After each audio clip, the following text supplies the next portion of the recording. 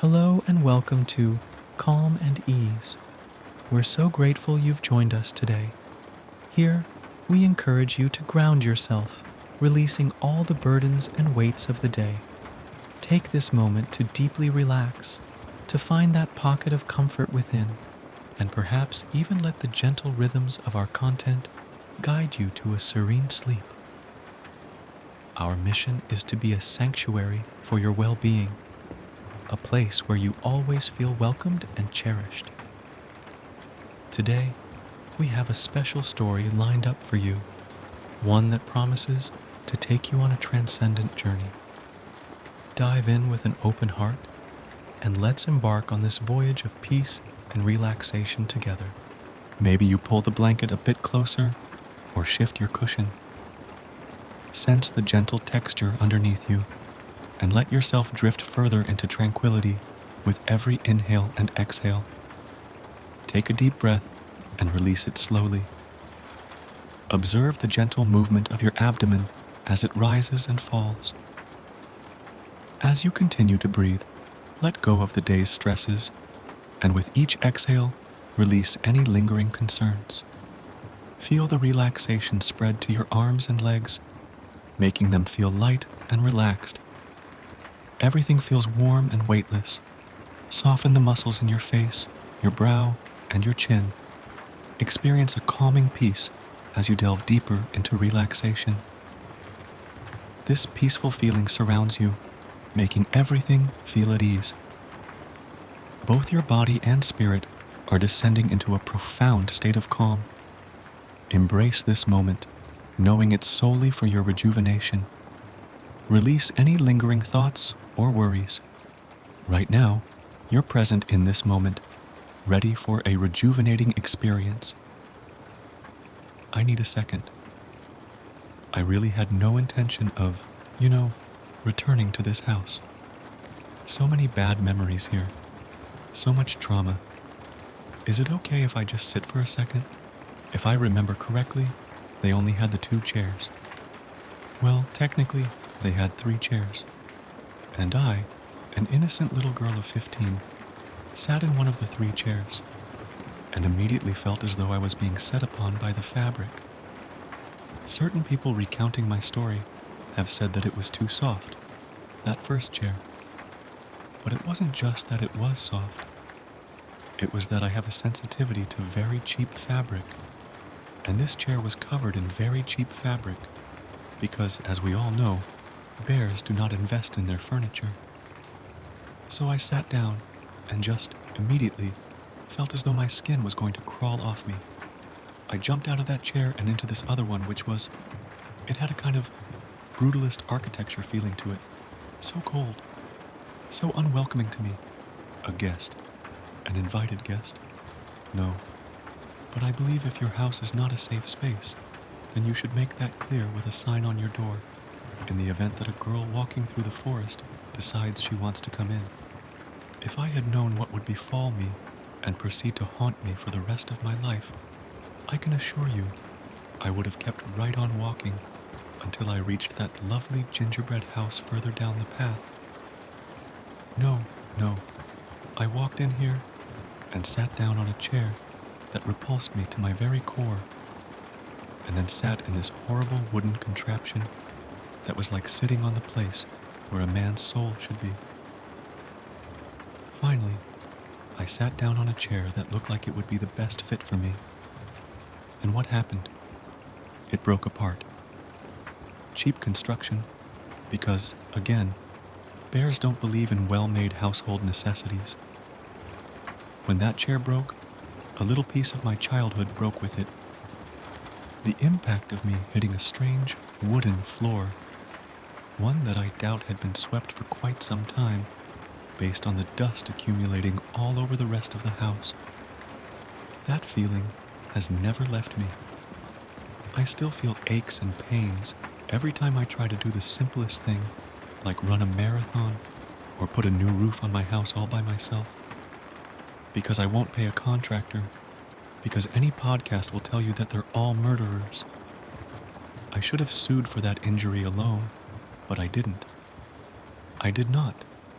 because I do understand that maybe some people, including some people who might wind up on a jury, would feel that if I had never come into the house in the first place, I wouldn't have sat down on an unstable chair that was not labeled as being dangerous and fallen down, causing grievous, lifelong injury to myself. And you know what I would say to people who say that I have to take some responsibility in all of that? I would say, you are victim blaming? Little, tiny, sweet, naive, precious 15-year-old girls go wandering through forests all the time. They find empty houses that bears live in all the time. They go into those houses and break things. That's what children do. Are you saying we should castigate each and every single child that commits breaking and entering? Are you saying we should prohibit children from being alone in the forest without adult supervision? How on earth was I going to play with little Gretel if I couldn't follow her down the path? Kids are going to act like kids, and we need to make sure that every inch of this kingdom is safe for kids to explore and interact with and sit on and eat. Yes, I said eat, because, and this part of the story gets mixed up sometimes, but I did not have the porridge first. Some have said the smell of porridge is what brought me into the house. Not true. I have refined taste buds. Porridge alone would not cause me to walk into a residence, thereby taking my own life into my hands. I may have been innocent, but I was not stupid. No. What brought me in here was my belief that Gretel was hiding in here, and I wanted to harmlessly tease her in a sisterly way for this new haircut her stepmother had given her. When I didn't find her, and instead, I found these shoddy chairs and nearly died from a structural collapse, then, yes, I had to eat something to calm my nerves. Porridge was the only thing available, because bears are not known for their culinary prowess. There were 3 bowls sitting out on the table. By the way, I don't know if you've been watching the local news lately, but apparently 3 is a symbol often associated with satanic rituals. Well, 6 is, and 3 is divisible by 6. I just find that interesting considering how many 3s there were all over this house. I tried the first bowl despite my aversion to germs and my many food allergies. It was freezing. Why these bears left in the middle of lunch and didn't put the food back in the fridge is beyond me, but I assume it's because they're barely civilized. Oh, barely. God, I'm so funny. I do things like that all the time. And that I should do stand-up and write a book. But my gosh, who has the time? I'm 30 now, not 15. No more wandering through forests and goofing around with Gretel. So the first bowl is cold. The second bowl? Scalding hot. Don't ask me how the second bowl managed to stay so warm despite the temperature of the first bowl. It's probably all the Satanism, bear voodoo and whatnot. My prized palate was nearly burned off after every bone in my body was nearly broken from the chair falling apart. I grabbed the third bowl just hoping it would contain something that wouldn't poison me, and luckily for me, it was just right. That being said, just right is not delicious, and I only inhaled the small amount of porridge left in the bowl, because I was so famished from stress and the full-on assault I had suffered at the hands of this ghastly house of horrors. When the porridge was finished, I was exhausted. I knew I couldn't make it back out the door and down the path back to my adorable home that I share with my 2 parents who are still married. And neither one is dead, unlike Gretel's mother, who died because she didn't love Gretel enough. That's what we used to say back when I was a child. Whether it's true or not that parents die if they don't love their children enough isn't for me to say, but it's something other people say. And so it must be at least partly true. Anyway, both my parents were alive, but I couldn't get to them without recharging my body and my spirit first. Self-care was important to me even before I was all grown up. I went upstairs and, shocker, what did I find? 3 beds, same as the chairs this time. The first bed was nothing but tawdry fabric, most likely purchased at some bear market, where everything is 20% off and won't last for more than a year. 10 seconds in that bed, and I was already breaking out in hives. The second bed was slightly above a prisoner's cot in terms of comfort. Later in life, I'd need something unforgiving to soothe the back spasms I started having after I escaped from this place. But at the time, it was nothing that would help induce sleep. The third bed was suitable enough, and I quickly passed out, which was a miracle considering how hot it was in the upstairs bedroom. By the way, the child sleeping in the same room as the parents? I'm not saying what I'm thinking, but I'm sure you can guess what I'd be saying if I was saying anything. Now, imagine everything I've just been through, and there I am, in a strange house, trying to get some sleep to minimize my emotional and physical pain, when I open my eyes and see 3 bears standing in front of me.